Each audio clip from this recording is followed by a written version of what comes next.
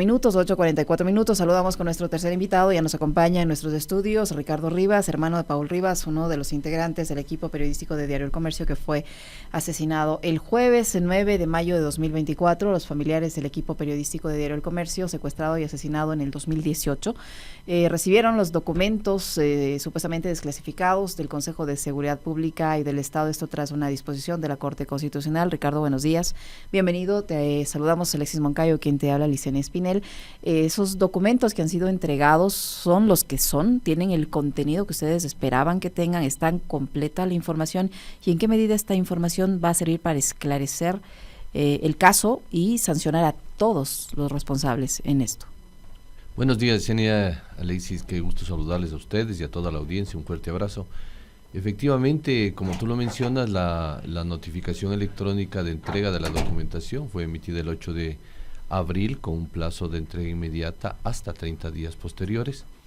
La entrega se hizo el 9 de mayo, es decir, un día posterior al cumplimiento de lo indicado por la Corte Constitucional. Recibimos 39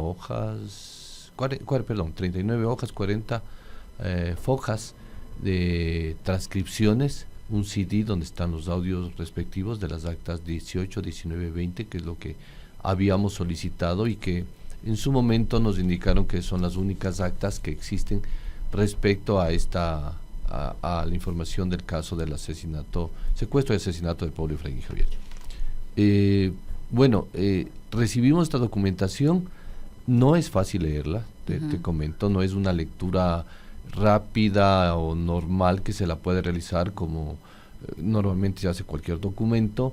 Creo que hay que irla entendiendo. Nosotros nos hemos dado el trabajo de analizar párrafo por párrafo e irlo contrastando con la información que existe ya en Fiscalía, de la cual yo conozco, otras informaciones periodísticas que han sido públicas, que han sacado a luz, lo que hemos vivido en su momento en el año 2018, y ahí tiene sentido o cobra sentido muchos de los párrafos que comienzan a salir en las respectivas actas como tal, pero esperar, por ejemplo, una decisión muy puntual, que alguna autoridad diga sí queremos negociar o no queremos negociar, eso no es así, sino que hay que analizar el contexto. O sea, no hay concreciones muy puntuales respecto a lo tratado.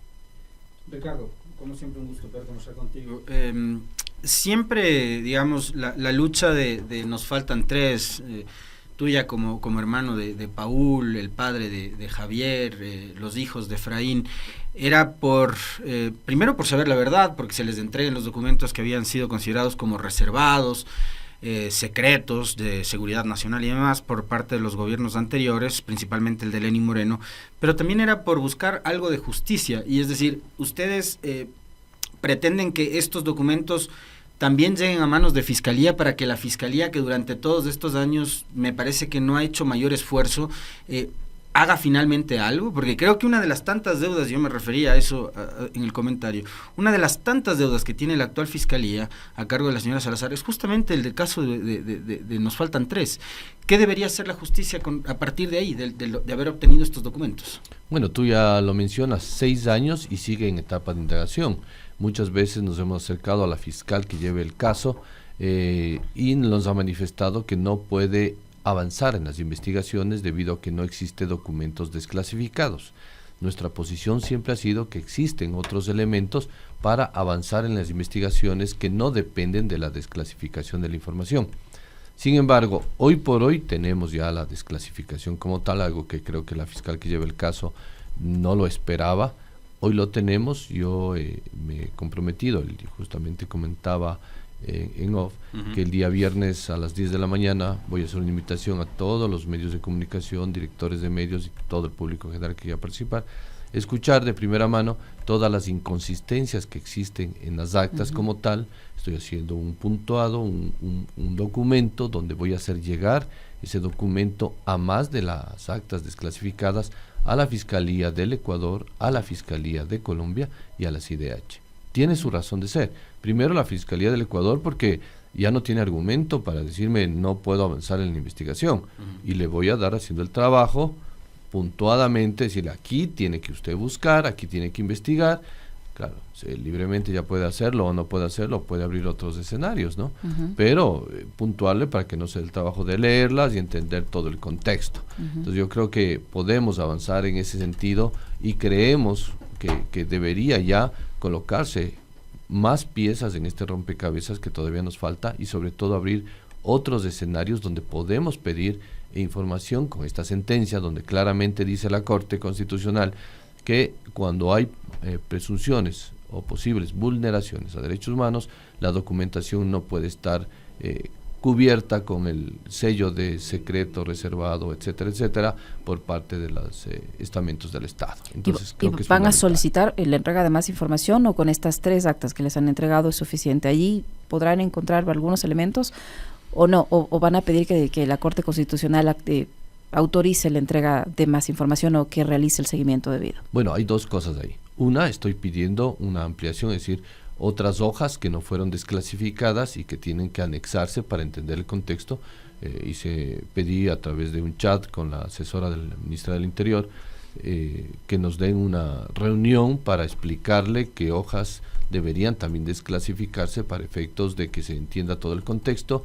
Hasta el día de hoy no he recibido respuesta, esto me llama la atención. Yo hoy con el equipo legal vamos a mandar un documento a la Corte Constitucional indicando justamente estas particularidades de la entrega y estas solicitudes, las cuales todavía no hemos sido escuchados para efectos de que se entregue una información y que se haga el seguimiento al debido proceso en cuanto al cumplimiento de la sentencia emitida por la Corte Constitucional, que es fundamental, creo yo. Y por otro lado, efectivamente hay otros organismos del Estado que, para ser honestos, no lo tenía, yo por lo menos no lo tenía en el mapa, en el radar, y que yo creo que sí pueden entregar información basándonos en esta sentencia fundamental, entregar información que sea un aporte para complementar todo este esquema en cuanto a las decisiones, a la seguridad, a todo el escenario que se vivió lamentablemente y que hoy vemos un porcentaje mucho mayor el tema de violencia hacia el sector periodístico. Digamos, como una de las conclusiones y entendiendo que van a insistir en eso, Ricardo, digamos, lo que me queda a mí es que no están todos los documentos que deberían estar.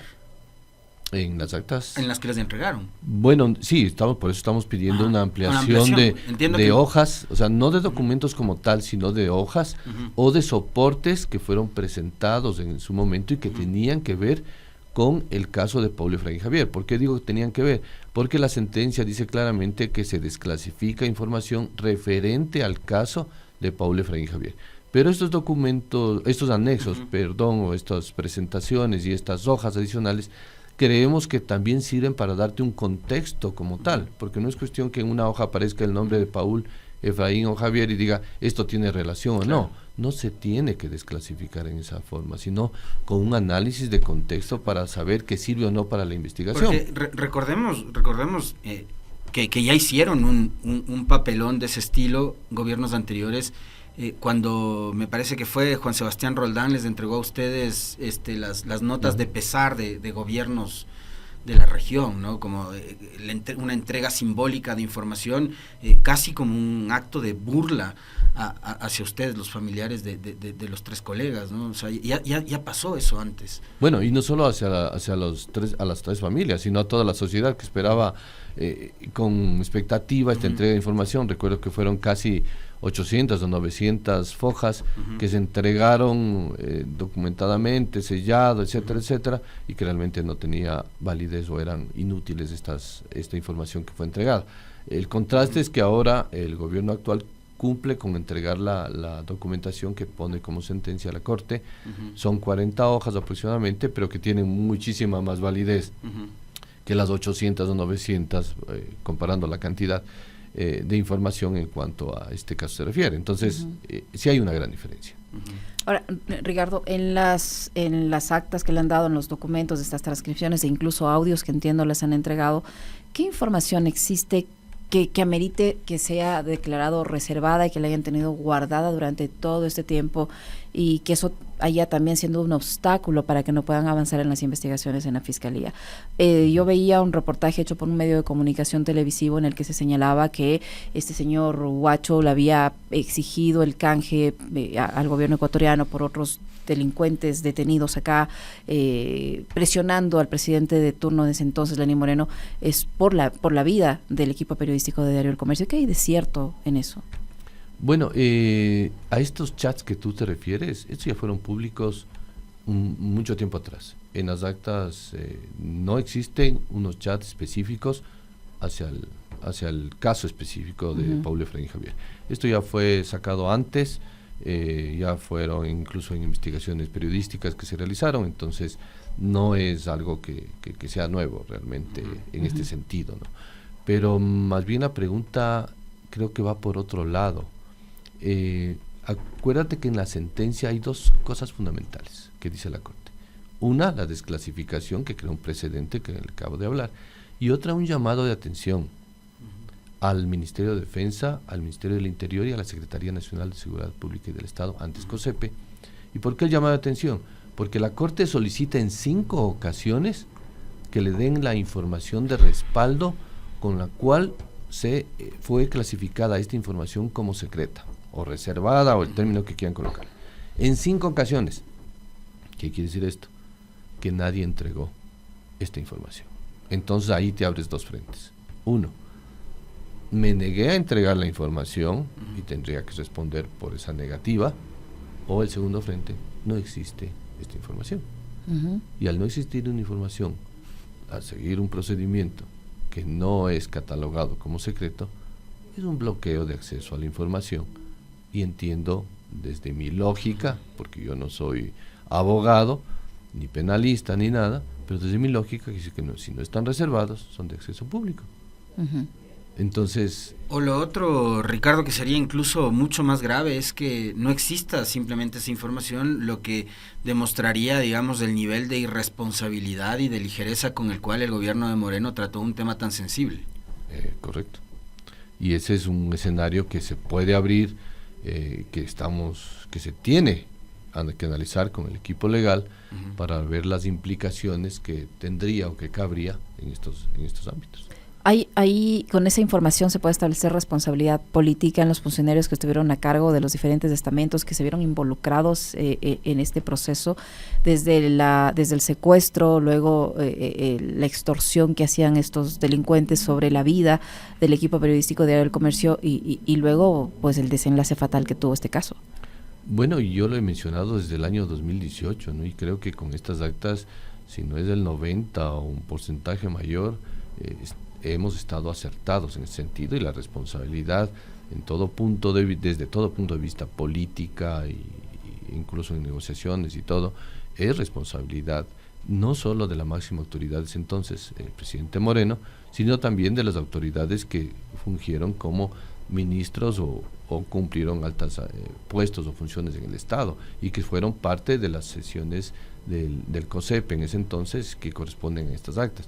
Por eso nos permitimos incluso pedir el listado de participantes con nombres y funciones o cargos que intervinieron en cada una de las reuniones que nosotros hemos solicitado, para efectos de saber cuál fue la posición de ellos, la intervención o la no intervención, o si fueron solamente a dormir a estas reuniones bajo ese contexto. Entonces yo creo que justamente eso es parte de lo que vamos a revelar el día viernes en este sentido, para efectos que toda la ciudadanía, los medios de comunicación, transparentemente conozcan de la información y de la acción o del actuar que tuvieron en su momento en el año 2018 el gobierno de turno, y luego, bueno, ya como consecuencia el gobierno posterior de Guillermo Lasso, cómo bloqueó el acceso a la información y su responsabilidad que puede también tener desde ese punto de vista. A nivel internacional, ¿la entrega de esta información les es de utilidad para los procesos que ustedes han implementado, que llevan a cabo a nivel internacional? Sí, claro, porque además acuérdate que hay un informe entregado en el 2019 de la Corte Interamericana, donde da de 32 recomendaciones al Estado colombiano y ecuatoriano, y que nosotros hemos oficiado a los dos gobiernos anteriores, Moreno y Lasso, y que no quisieron sentarse a implementar los mecanismos para cumplimiento de ese informe. Hay una negativa como tal del entonces procurador Íñigo Salvador de cumplir con este documento, salvo criterio de él que decía que no tiene, que es un informe no vinculante. Entonces, como no es vinculante, entonces olvídese. y esa fue la posición también de la entonces ministra de Gobierno, María Paula Romo, que esa fue la misma posición. Pues ahora no es así. Entonces, si no quisieron sentarse, todavía no hemos accionado ese punto, pero sé que la CIDH, al recibir esta información, lo que va a hacer es dar un seguimiento al cumplimiento de un mecanismo que creó específicamente para este efecto y que fue entregado un informe al Estado en el 2019 y que no hay respuestas al respecto. Entonces yo creo que ahí quien asume la alta función del Estado tiene que también tomar las decisiones o las responsabilidades de las irresponsabilidades de los gobiernos anteriores. Uh-huh. Muy bien, vamos a estar atentos al anuncio mañana. Esperamos que se esclarezca más este caso y que todas estas teorías que han girado en torno a este proceso se puedan contrastar, se puedan verificar o se puedan confirmar. El viernes van a convocar a medios, ¿no? Sí, a las 10 de la mañana. Viernes 10 de la mañana. Muy gentil, Ricardo. No, muchísimas muchas gracias. Gracias, un saludo. Ricardo Rivas, que ha estado con nosotros, 9 en punto, nos despedimos. Ya vienen las Barbies. Chao.